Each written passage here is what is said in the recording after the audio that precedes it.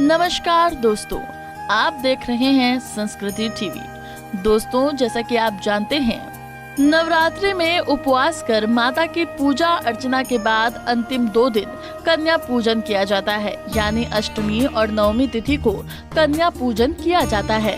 धार्मिक मान्यताओं के अनुसार कन्या पूजन में 9 कन्याओं को माता के 9 स्वरूपों में पूजा जाता है और इन्हें भोजन कराया जाता है।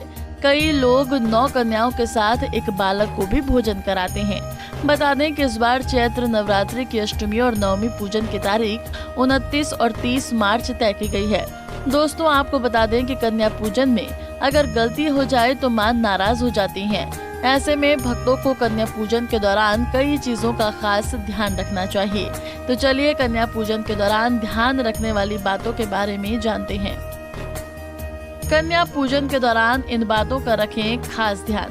कन्या पूजन के दौरान भूलकर भी कन्याओं को सीधे भोजन न कराएं। सबसे पहले कन्याओं के चरणों को धोएं। कन्याओं को पूर्व दिशा की ओर मुंह करके साफ आसन पर बैठाएं।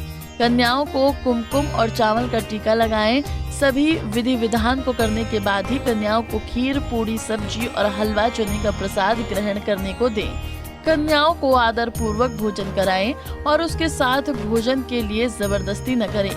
कन्याओं के भोजन करने और उन्हें भोजन कराने के बाद उन्हें फल, लाल चुनरी, मिठाई, बर्तन या सिक्के भेंट में देकर विदा करें। आप अपने सामर्थ्य के अनुसार कन्याओं को भेंट या दक्षिणा दे सकते हैं। कन्याओं को विदा करते समय उनके पैर छूकर आशीर्वाद प्राप्त करें। कन्या पूजन में 2 से लेकर 10 वर्ष तक की कन्याओं को शामिल करना चाहिए। देवी के 9 रूपों के पूजन के लिए कम से कम 9 कन्याओं का पूजन करना चाहिए। कन्या पूजन के दौरान कन्याओं को माता का स्वरूप ही मानना चाहिए। ऐसा करने से मां का आशीर्वाद मिलता है। नवरात्र में कन्या भोज कराने के बाद भेंट में कन्याओं को श्रृंगार की सामग्री भी उपहार में दे सकते हैं। ये श्रृंगार सामग्री पहले माता को अर्पित करनी चाहिए और उसके बाद छोटी छोटी कन्याओं को बांट देनी चाहिए। मान्यता है कि कन्याओं द्वारा ग्रहण की गई श्रृंगार सामग्री सीधे माता द्वारा स्वीकार कर ली जाती है। कन्या पूजन के दौरान भूलकर भी न करें ये गलतियां। कन्या पूजन के दौरान किसी भी कन्या को डांटे नहीं। ऐसा करने से माता नाराज हो जाती है। कन्याओं को माता का स्वरूप मानकर पूरी श्रद्धा भाव से पूजा करनी चाहिए। कन्याओं को भूलकर भी बासी भोजन नहीं करना चाहिए। ऐसा करना शुभ नहीं होता है। कन्या पूजन के तुरंत बाद सफाई करनी चाहिए।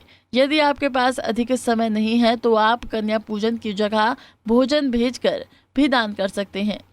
कन्याओं को लहसुन प्याज का भोजन नहीं कराना चाहिए। कन्याओं को भोजन कराने से पहले भोजन को जूठा नहीं करना चाहिए। कन्याओं को भोजन कराने के बाद ही आपको प्रसाद ग्रहण करना चाहिए। दोस्तों, उम्मीद करते हैं जानकारी आपको पसंद आई होगी। ऐसे ही धर्म और आस्था से जुड़े रहने के लिए देखते रहिए संस्कृति टीवी।